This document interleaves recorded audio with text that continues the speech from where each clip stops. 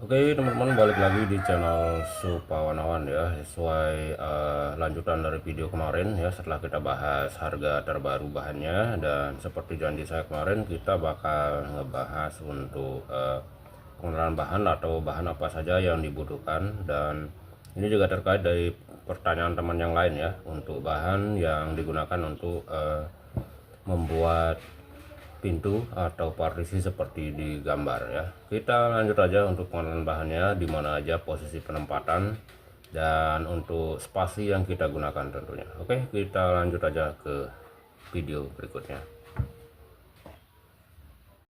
Dan saya gambar dulu ya, sesuai dengan model yang kita maksud tadi teman-teman.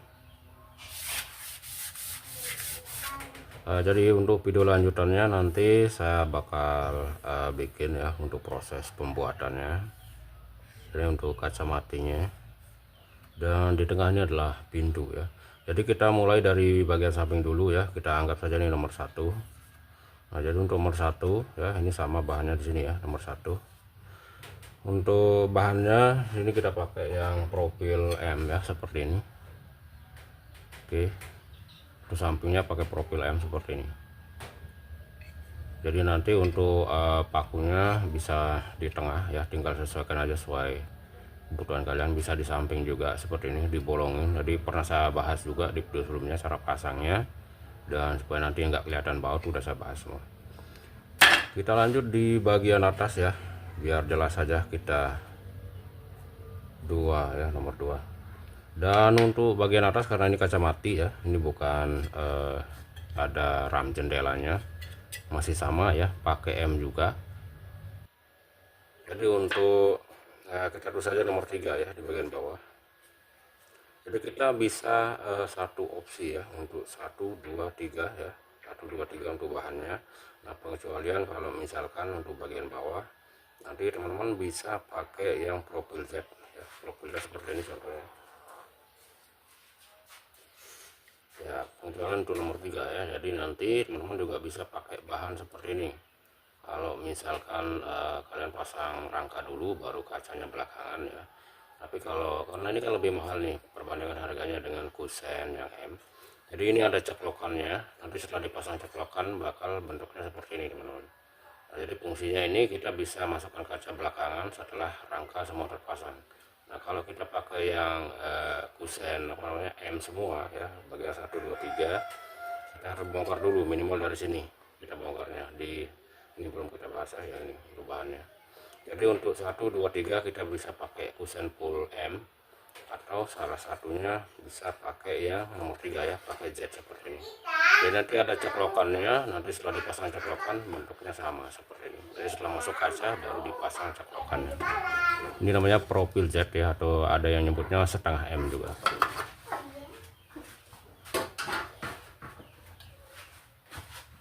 Lanjut kita di nomor 4 ya, yang ini kita sebut aja nomor 4 ya. Jadi untuk bahan tengah di sini kita gunakan open back yang polos seperti ini ya. Jadi biasa untuk kusen pintu biasa juga ya, pintu yang tunggal, pintu swing ya, pintu swing kita pakai yang ini.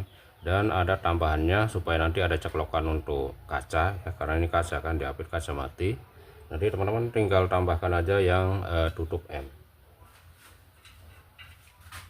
Oke, nah jadi ini bentuknya tutup M ya. Jadi setelah terpasang nih bentuknya bakal sama juga seperti yang tadi. Jadi ini bakal berlawanan ya. Nah, sini ada tempat kacanya bagian tengah.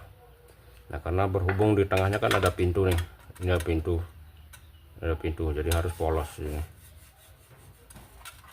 Oke, jelas teman-teman ya. Nomor 4 udah. Lalu bagian terakhir ya, kita sebut aja nomor 5. Nah, karena ini adalah pintu ya, bagian atasnya juga harus polos teman-teman.